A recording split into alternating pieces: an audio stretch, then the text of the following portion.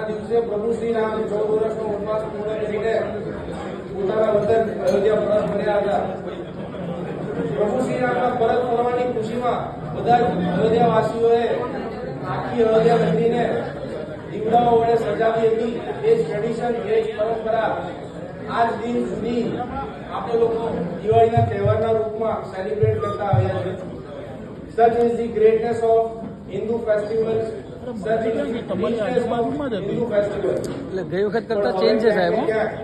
આપણા તહેવારોને, આપણા હિન્દુ કલ્ચરને ટાર્ગેટ કરવામાં આવી રહ્યું છે લોકોના હેઠળ. હવે દિવાળીનો તહેવાર આવશે એટલે મીડિયામાં એક ચોક્કસ વર્ગ ઉભો થશે કે જે એર પોલ્યુશનની નોઇઝ પોલ્યુશન બહુ પાડશે. આ એગ્રી કે એર પોલ્યુશન કે નોઇઝ પોલ્યુશન થાય છે, પણ દુનિયામાં ફક્ત ભારત દેશમાં 5 દિવસ માટે દિવસનો તહેવાર સેલિબ્રેટ થાય છે. જ્યારે 31 ડિસેમ્બર દુનિયાના 200 દેશોમાં સેલિબ્રેટ થાય છે. 200 દેશોમાં એક સાથે ફટાકડા ફૂટે છે, ત્યારે કોઈને એર પોલ્યુશન નથી દેખાતું. વેરી ટ્રુ ભાઈ. ઉત્તરાયણ જશે, માફ કરજો, દિવાળી જશે, ઉત્તરાયણનો તહેવાર આવશે એટલે માર્કેટમાં એક જીવદયા પ્રેમીઓની ગેંગ એક કેમ્પેન શરૂ કરશે કબૂતર બચાવવાની. આ લોકો એવા છે કે જે દિવસે કબૂતર બચાવવાની બૂમો પાડશે અને રાત્રે બેસીને મરઘા કાઢશે. આ કેવી જીવદયા છે? કબૂતર બચાવવાના, મરઘાને ખાવાના. આપણે અભિષેક બીજા મેમ્બર કોકા કેમ્પેન ચલાવ માનવામાં આવે એનો ધંધો બધા કબૂતર બચાવવાથી, પણ આ એક હાઇપોથેસિસ છે. ઉત્તરાયણ પછી હોળીનો તહેવાર આવશે એટલે પાણી બચાવવાની બૂમો શરૂ થશે.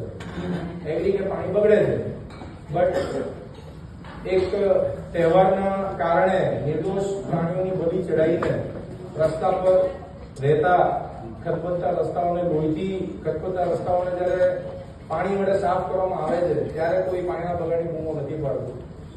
હોળી પછી જ્યારે નવરાત્રી આવશે ત્યારે પબ્લિક પ્લેસીસ ઉપર લાઉડ સ્પીકર ઉપર દિવસમાં 5-5 વાર પોતાની ભક્તિ પ્રદર્શિત કરતો વર્ગ સાઉન્ડ પોલ્યુશનની, નોઇઝ પોલ્યુશનની બૂમો પાડશે. એ લોકો આવું કરી શકે છે કારણ કે એની પાછળ ક્યાંક ને ક્યાંક આપણે જવાબદાર છે, પર્ટિક્યુલરલી આપણી પેઢી જવાબદાર છે. આવું એટલા માટે લોકો કરી શકે છે કારણ કે મોડર્ન દેખાવાના ચક્કરમાં, મોડર્નાઇઝેશનના ચક્કરમાં આપણે આપણી કલ્ચરથી, હિન્દુ રિચ્યુઅલ્સથી આપણે દૂર થઈ રહ્યા છે. આજે આપણને કપાળમાં તિલક કરવાથી કે ગળામાં કંઠી કરવાથી આપણને શરમ આવે છે, પણ બીજા ધર્મ જોડે આપણે નાનાથી કમ્પેરિઝન કરીએ એવું એક પણ મુસ્લિમ ફેમિલી નહીં હોય કે જેની અંદર એનું બાળક દિવસમાં 2 થી 3 વાર એમના ભગવાનની પ્રાર્થના ના કરતું હોય. એવું એક પણ જૈન, શીખ કે ક્રિશ્ચિયન ફેમિલી નહીં હોય. આ ખરેખર શીખવા જેવું છે. એવરી સન્ડે લોકો એમના ધર્મસ્થાને ના જતા હોય ક્યારે પણ બનતું નથી. જ્યારે આપણામાંથી પર્ટિક્યુલર બિલો 40 કેટલા લોકો છે કે જે એવરી વીક મંદિર જાય છે.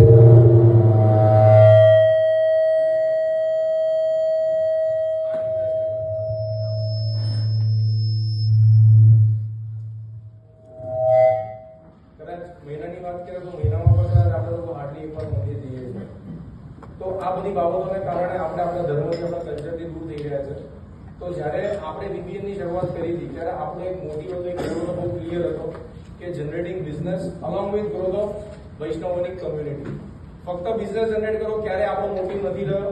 હંમેશા આપણો ગોલ રહ્યો છે કે ગ્રોથ ઓફ વૈષ્ણવનિક કમ્યુનિટી.